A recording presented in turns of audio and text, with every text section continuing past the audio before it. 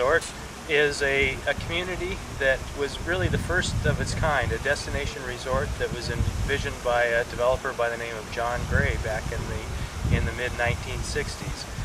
Originally, back during World War II days, Sunriver was an army camp, Camp Abbott, that was used for training for the European theater, but it had been since abandoned and had not been used. Mr. Gray came along and developed a plan for Sunriver to make it a community of both full-time residents and visitors, a resort that people could come to and create lifetime memories.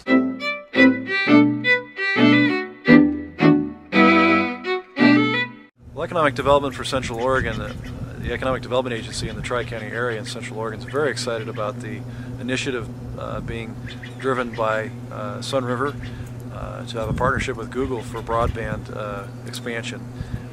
We think there's a great opportunity in a community that's ready to go, ready to implement with a local cable company and the local community, as well as the fact that there's a huge number of really the type of people we think Google would like to have go through this facility, which by itself is fairly small in population, but has more than 1 million people that actually go through the Sunriver Resort.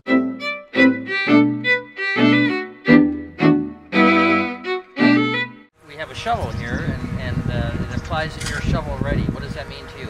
Well, we are. With about 90 miles of conduit that we have paralleling roadways and such in Sunriver, there's a lot of infrastructure that's already in, conduits to homes. The big thing is the permit process. There aren't any long-term permits necessary. We could be doing construction, full-blow, non-obstructed permit-wise construction this summer within a month, 30 days. Okay, so if Google gave us the go-ahead, you'd be willing to start actually physically doing work, huh? We could start tomorrow.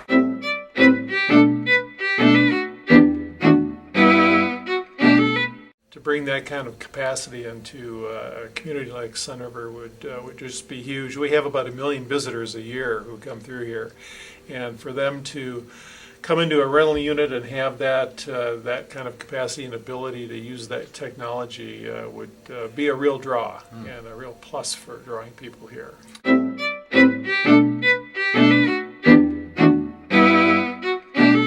Being able to provide that kind of technological advance and access to individual homes where people can work from their own homes. We're trying to figure out how we can attract the baby boom generation, the 55 plus, the person that can live anywhere, choose to live anywhere, but perhaps can work out of their homes. I think this would give that person that ability to do that.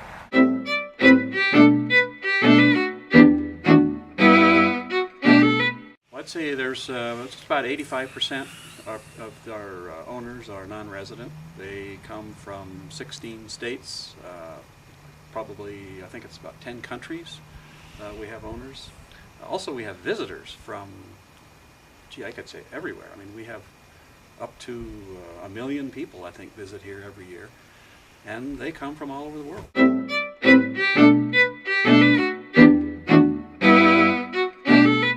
Everyone assumes that because we're close to Sunriver that we're a wealthy school, and when you see this beautiful building you just assume it too.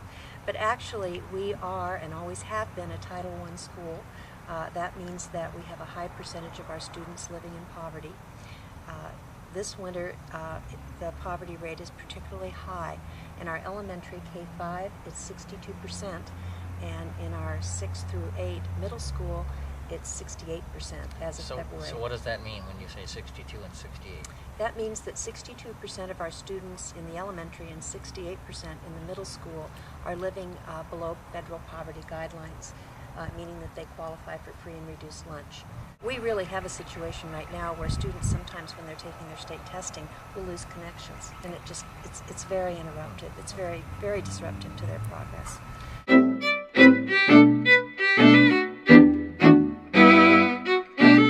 We do not have a lot of medical care here, and we have a lot of retired people here, and we have a lot of people who, as they get older and need more medical care, they move away from here.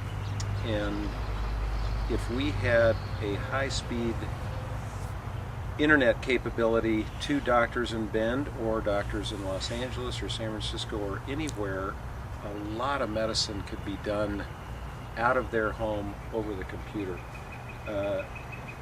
The things you can think of is generating data that you could send, x-rays, electrocardiograms, blood pressure, heart rate monitors, all kinds of things that's hard data, but there's also a lot to be learned just by seeing the patient in front of a camera.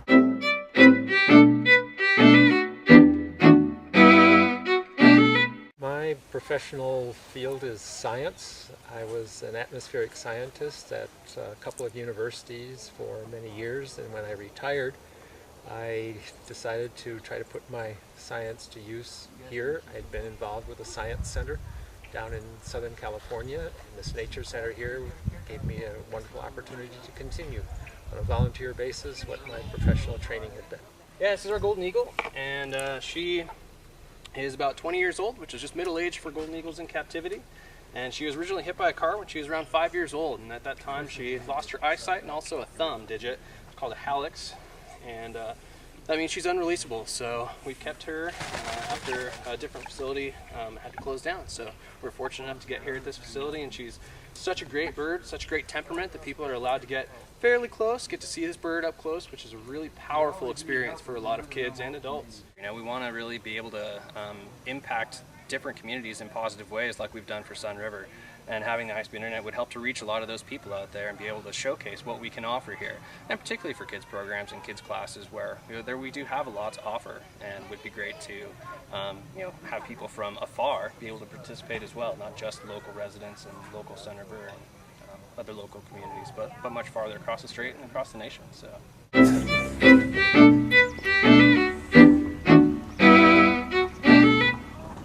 Few private held observatories where the public can actually come in and see the sky for real. We don't have a planetarium here, we have the natural sky. We really feel that Google can help us out in our programs that we currently do with NASA and JPL, in addition to the Mount Bachelor Star Party, by using our facility to be able to share the data that we gather here to present to a wider audience. By using a faster internet service, we'll be able to reach a much larger audience and bring the heavens closer to the general public sitting at home that may not be able to make it out to a dark sky area.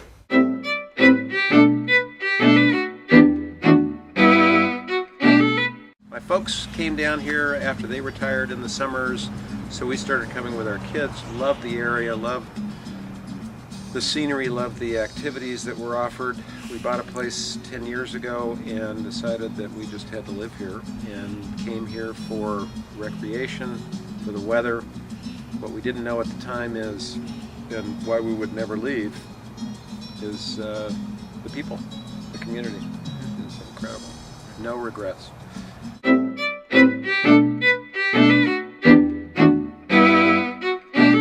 Sunriver Resort is excited about the prospects of Google coming here. We would very much love to have you come and visit Sunriver as you are making your decision.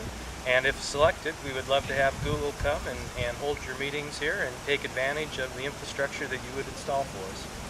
The board approved this enthusiastically, because we think it's critical to the future of Sunriver. Better access for our students would be very desirable for us. Right now, we could be digging for Google.